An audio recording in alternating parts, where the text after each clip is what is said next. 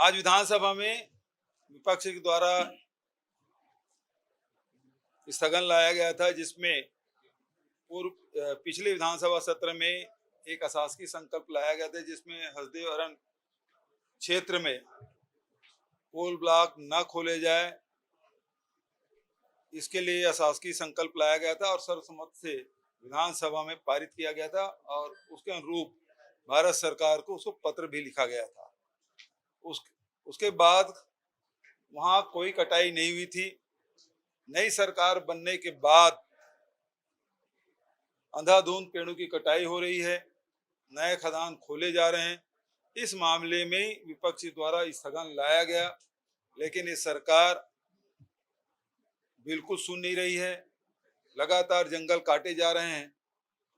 लोग चिंतित हैं अपने भविष्य को लेकर, लेकिन इसे अग्राह्य कर दिया गया और हम लोग इसमें हजारों आदिवासी परिवार उजड़ेंगे, लाखों पेड़ कटेंगे और सबसे बड़ी बात जो हसदेव बांध है, हसदेव बांगो बांध, वो पटेगा और जिससे चांपा, जांजगीर, शक्ति, रायगढ़, बिलासपुर, कोरबा जिला की सिंचाई प्रभावित होगा।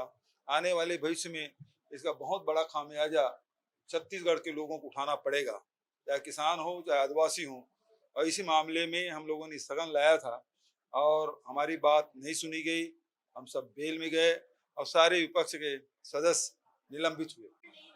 देखिए, इन लोगों को तो मीडिया हाइप चाहिए। पिछली सरकार में हम लोगों ने उसके जहां कमी पाई गई, जितने दुकान है उसे चिन्हित किया गया, उसको नोटिस दिया गया, FIR भी हुए और रिकवरी भी हुए। तो सारी कार्रवाइयां पिछले सरकार के द्वारा किया गया। केंद्र सरकार ने आके जांच भी की, उसके अधिकारी आए थे और उस जांच से वो संतुष्ट पाए। यदि असंतुष्ट होते कार्रवाई से तो उसी समय कार्रवाई कर दिए होते। उसमें कार्रवाई कुछ नहीं हुई।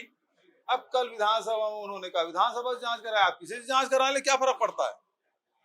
पिछली सरकार ने उसमें कार्रवाई की, FIR भी दर्ज किए गए दर्जनों और रिकवरी भी की गई, तो दोनों कार्रवाइयां हुई। राहुल जी के आने से निश्चित रूप से जबरदस्त प्रभाव पड़ेगा। हम सब बेसब्री से इंतजार कर रहे हैं।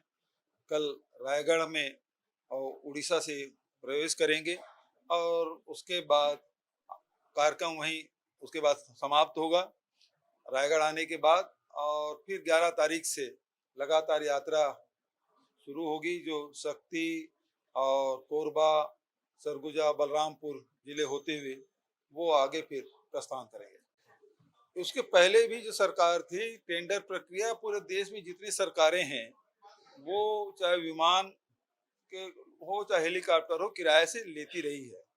और आपने देखा होगा कि जो राज्य सरकार जो हेलीकॉप्टर है, जो पिछले सरकार ने सेकंड हैंड लिया था, इस प्रकार से आरोप भी लगे थे और वो क्रैश हो गया और उसके बाद तो निजी हेलीकॉप्टर ही लेना पड़ा।